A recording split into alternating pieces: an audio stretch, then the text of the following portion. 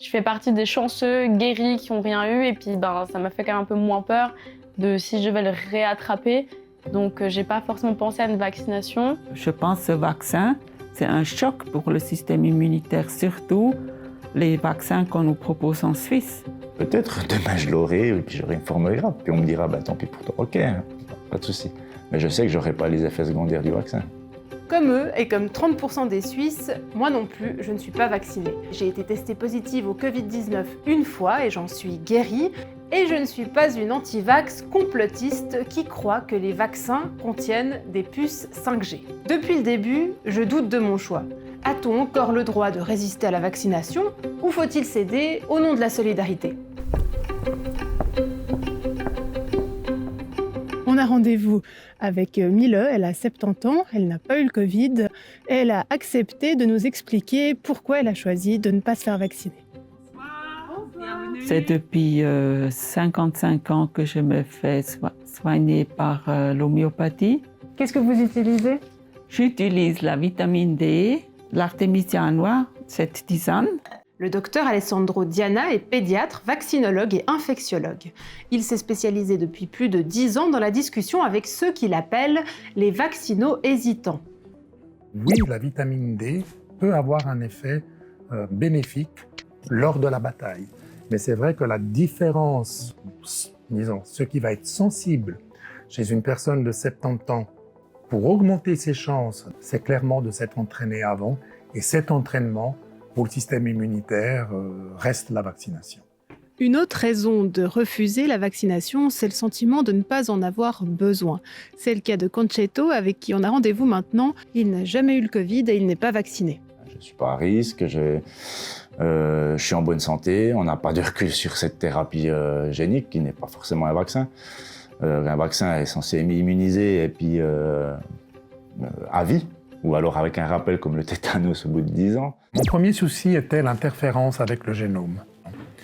Et là, vraiment, j'ai plus de ce doute, parce que c'est biologiquement impossible. Le code RNA, il est fait en laboratoire. En plus, il est fait pour être stabilisé 48 heures, parce que sinon, les codes RNA naturels sont digérés en 2 heures. Et là, le fait qu'il est stabilisé en laboratoire, il ne reste que 48 heures dans notre cellule avant d'être digéré. Et même s'il devait y avoir une plausibilité biologique, si on pousse, le fait qu'il a été manipulé, il ne peut pas s'intégrer dans notre génome. Mais je connais personne, par contre, dans mon entourage de jeunes sportifs qui prend soin de sa santé et qui a une bonne alimentation, on va dire, comme moi, qui a fini aux urgences à cause du Covid. Il y a quand même un risque qui s'approche de 0,5-0,7% de chances d'être à l'hôpital et d'avoir des complications. On s'approche de 1 sur 100. Et le problème, c'est que, bien sûr, les chances sont moindres que si vous avez 80 ans, mais toutes les personnes qu'on voit aux soins intensifs de 38, 40, 50 ans qui sont là, pour eux, c'est du 100%. Une fois que ça tombe sur vous, c'est du 100%. Et on voit beaucoup de gens, justement, aussi maintenant dans le regret, parce qu'ils disaient « mais moi, j'étais vraiment convaincu que ça n'allait pas arriver à moi ». Selon le récent rapport de l'OFSP qui cumule les données de la Suisse et du Liechtenstein depuis le début de la pandémie, sur les 11 707 personnes décédées du Covid, 25 personnes avaient moins de 40 ans. Et 98% de toutes les personnes décédées avaient une maladie préexistante telle que l'hypertension, une maladie cardiovasculaire ou rénale chronique. On est aussi allé chez Marie. Elle non plus, elle ne s'est pas fait vacciner car elle est guérie du Covid. Si j'avais peut-être pas eu plus d'anticorps, peut-être que j'aurais réfléchi en me disant voilà, j'ai plus d'immunité du tout, donc peut-être est-ce que je me fais vacciner, mais sachant que j'ai eu un test sérologique qui a montré que j'avais encore pas mal d'anticorps, voilà, je me suis dit pour l'instant je fais confiance à ça et on verra. Qu'est-ce que vous me diriez si je vous dis je suis guérie, j'ai pas très envie de me faire vacciner? Vous êtes dans l'organigramme à la personne qui n'est pas séronégative. Parce qu'aujourd'hui, avant tout, c'est la pandémie des séronégatifs. Il y a des études qui ont montré qu'il y a quand même une certaine immunité mémoire qui persiste. Donc moi, je dirais, gardez votre choix, bien sûr. Je pense que vous avez raison, parce qu'on sait que l'immunité naturelle contribue à la protection. Mais suivez bien Omicron, parce que si les données changent, de pouvoir considérer éventuellement une dose. Il y a des chiffres qui m'ont fait réfléchir. C'est les chiffres des hospitalisations. Est-ce que je peux vous les montrer ? Là, on est dans la tranche d'âge 70-79. Il y a beaucoup plus d'hospitalisations chez les non-vaccinés que chez les vaccinés, proportionnellement.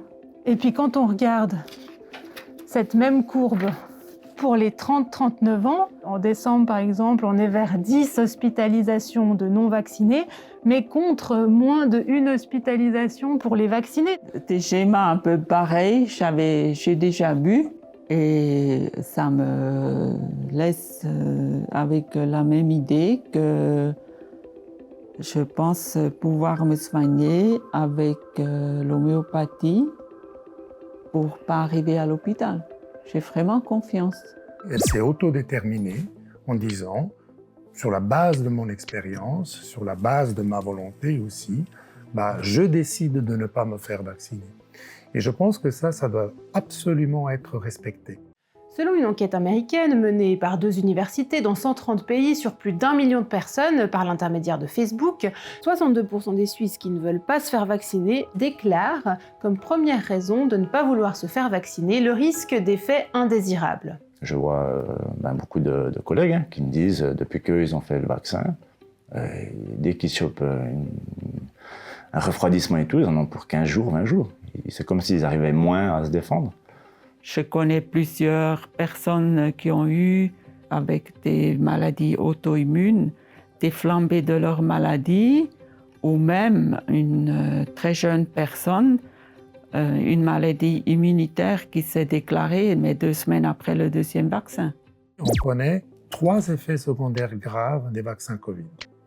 Si on prend les vaccins RNA, Pfizer et Moderna, alors il y a cette grande allergie, le choc anaphylactique, qui survient dans les 5-6 minutes de la vaccination. Alors on peut la traiter, il n'y a pas eu de décès, mais c'est un effet secondaire grave. La myocardite vaccinale après la 2e dose chez les jeunes hommes de moins de 30 ans, même si elle est rare, 6 sur 100 000, elle est quand même due à la 2e dose du vaccin, raison pour laquelle maintenant on recommande à tous les moins de 30 ans le Pfizer. Et on sait aussi que les personnes qui attrapent la maladie, le virus, ils ont 6 fois plus de risques de faire cette myocardite. Et l'autre effet secondaire grave, c'est la thrombose avec le vaccin qu'on a eu AstraZeneca ou les vaccins vectoriels chez les jeunes femmes de moins de 30 ans. Et ça, c'est typiquement, cette thrombose, un processus auto-immun. Depuis le début de la pandémie, 10 842 déclarations d'effets indésirables ont été signalées en Suisse, dont 36% d'effets indésirables graves. Dans 178 cas, la personne vaccinée est décédée, mais malgré la concordance temporelle, rien n'indique que le vaccin serait la cause du décès, selon Swissmedic. Toi, t'as peur de ces effets secondaires ou c'est plus que tu penses que t'en as pas besoin ? J'ai quand même peur des effets secondaires parce que j'ai dans mon entourage quand même des jeunes qui se sont fait vacciner puis qui ont eu des effets secondaires. Par exemple, retard des règles ou bien par exemple aussi lors des règles énormément de caillots ou des maux de tête en fait qui s'arrêtent pas. Ça me fait quand même peur sur le long terme en me disant qu'est-ce qui pourrait m'arriver à moi après. Après, je sais qu'il y a aussi beaucoup de gens qui n'ont eu aucun effet secondaire, donc c'est un peu finalement la roulette, on ne sait pas. Mais voilà, c'est le fait aussi que le vaccin a été créé très très vite, qu'il y en a plein qui sont différents, qui ne sont pas tous dosés la même chose, donc on ne sait pas quel vaccin choisir. Enfin, c'est assez compliqué et je trouve que ça ne donne pas vraiment confiance. À ce jour, n'est-ce pas, il faudrait se projeter dans 10 ans pour avoir la certitude de ce qui s'est passé. Donc on doit avoir l'humilité aussi de dire qu'il y a une part qu'on ne connaît pas. Mais néanmoins, et dans toute l'histoire des vaccins, de ce qu'on voit justement, ces effets secondaires dits graves, c'est vraiment dans les semaines qui suivent qu'on les voit, et pas plus tard. Ça sera quoi la conséquence pour la santé publique qu'une partie des jeunes veut pas se faire vacciner ? C'est clairement en santé publique la transmission. Plus on avait des jeunes soit vaccinés, soit finalement maintenant immunisés avec le Delta Omicron, et on va y arriver, et plus on contribue justement à sortir du mode de la pandémie. Et dès qu'on sera sorti justement de la pandémie, et encore une fois la métrique, ça sera les hôpitaux, je crois que la santé publique va faire un pas en arrière, va prendre aussi un peu de vacances, parce que ça fait 2 ans qu'elle travaille, mais ça sera un problème individuel. On ne fera pas de pataquès parce qu'il y aura eu un mort de Covid ou une hospitalisation de Covid. Opposée à l'obligation générale de vaccination, la Commission nationale d'éthique estime que les Suisses ont une obligation morale de se faire vacciner. Peut-être pour les vaccinés, je suis pas solidaire, mais je respecte totalement les règles. Donc, je me désinfecte les mains, je porte mon masque, je respecte les distances, je me fais tester.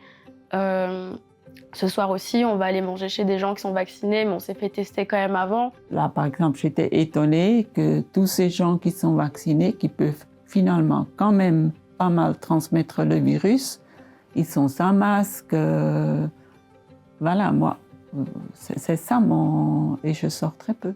Elle est où la morale quand on demande à des jeunes, à des enfants, de payer ou prendre des risques pour les entre guillemets, des anciens ou des personnes à risque? Moi, j'oserais jamais demander à ma fille de prendre quel que soit comme risque pour me protéger à moi. C'est moi qui dois protéger mon enfant. Est-ce que c'est éthiquement défendable de ne pas se faire vacciner pour ces principes ou de défendre le droit à ne pas se faire vacciner en pleine pandémie? Il y a une obligation morale de se faire vacciner, c'est cet appel à la solidarité, c'est cette contribution à l'effort de la société. Ils ont vraiment choisi, entre guillemets, de ne pas faire cette contribution qu'on pouvait attendre d'eux. Donc là, c'est à eux de vivre avec ce choix, mais ça, à la limite, ça fait vraiment partie de leur propre autonomie. Ce qui paraît difficilement défendable, c'est de dire « je ne veux pas faire vacciner, mais en plus, je veux continuer à vivre comme avant ». Ce qui est quand même le cas de certains des membres de la communauté des non-vaccinés. Et là, il y a un vrai problème de cohérence, parce que simplement, je ne fais pas ma contribution de solidarité. Dans le même temps, la société, elle a dit la vaccination est un choix. La vaccination n'est pas obligatoire pour l'instant en Suisse. Et donc, je pense que pour une question de cohérence avant tout, si on donne cette liberté d'une main, on ne doit pas la reprendre de l'autre main. Donc, on doit tout mettre en œuvre pour que cette liberté, ça soit une vraie liberté. Et c'est le cœur de la société libérale. C'est le cœur du projet d'une société qui laisse ses individus libres. Je pense que de facto, le message que la société envoie, c'est on t'a donné une pseudo-liberté de ne pas te faire vacciner. Au fond, on veut que tu te fasses vacciner et on va tout faire pour que tu le fasses. Et là, je pense qu'on arrive dans une zone qui est une zone dangereuse en termes de cohérence avec nos propres décisions, nos propres valeurs. Le risque, lorsque les décisions politiques ne sont plus jugées cohérentes, la défiance s'installe. Ça vous arrive qu'on vous dise que vous êtes un complotiste? Alors moi, souvent, si on me dit ça, je leur dis, si se poser des questions, c'est être complotiste, tant bien que toi, mais en général, on utilise toujours ce mot parce que la personne en face, elle a plus d'arguments ou elle veut couper le dialogue. On nous a dit tout et son contraire. Donc du coup, on se met en doute par rapport aux masques, par rapport aux tests. Donc les masques, ça ne servent à rien. Après, c'est obligatoire, ça, on paye carrément une amende. Ils ont dit qu'il fallait se faire vacciner parce que c'est ce qui allait nous sauver. Et puis ils ne se sont jamais remis en arrière ou ne serait-ce de dire non, on s'est planté, on s'excuse. Ayant discuté avec des gens vaccinés, on se fait tout de suite traiter d'anti-vax, alors que c'est pas vrai. Moi, j'ai vraiment fait tous mes vaccins depuis que je suis petite. Donc, c'est pas une question que je suis une anti-vaccin, je suis pas une complotiste. C'est juste qu'en fait, c'est un choix et puis qu'il y a des choses qui me font peur. Dans le groupe des non-vaccinés, il y a des gens, c'est ceux qu'on appelle les complotistes, c'est ceux qui construisent une histoire autour de la question de la vaccination qui dépasse clairement les convictions des uns et des autres, qui est un projet politique, qui est quelque chose de beaucoup plus organisé. Et donc, eux doivent composer avec cette minorité qui dépeint sur toute la famille des non-vaccinés et qui rend des fois la lecture des arguments extrêmement compliquée et qui surtout fatigue la communauté des vaccinés, les gens qui ont fait ce choix et qui ne comprennent plus. Et donc c'est là qu'il y a un vrai risque de rupture de dialogue. Et à nouveau, je pense qu'on ne doit pas être naïf collectivement à titre de société. Cette petite minorité, elle a derrière tout ça un projet politique. Elle veut ébranler les fondements de la vie démocratique, de la vie en société. Elle a tout intérêt à ce que les conflits prennent de l'ampleur. Et c'est pour ça que la meilleure réponse, et là je fais appel vraiment à la communauté des vaccinés, c'est cet effort d'empathie, c'est cet effort de dialogue. C'est aussi une manière de lutter contre le projet politique qu'il y a derrière ce qu'on appelle les complotistes. Au-delà de la santé publique, c'est toute la vie en société qui est mise à l'épreuve par la pandémie. Et c'est cela aussi qu'il faudra préserver, que l'on soit vacciné ou pas.